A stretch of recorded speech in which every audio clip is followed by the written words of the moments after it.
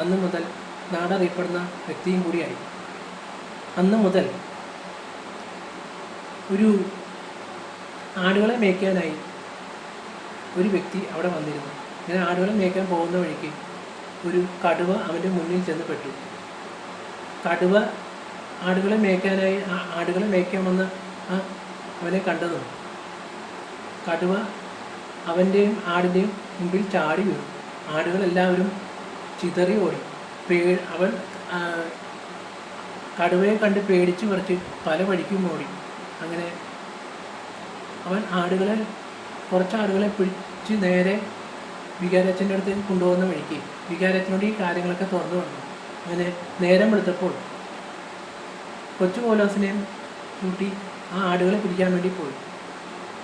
അങ്ങനെ ഒളിച്ചിരിക്കുന്ന സകല ആടുകളെയും പിടിച്ചുകൊണ്ട് വന്നപ്പോൾ അവൻ നേരെ കാട് വഴി വീണ്ടും ചെന്നപ്പോൾ ഒരാട് അവിടെ നിൽക്കുന്ന കണ്ടു.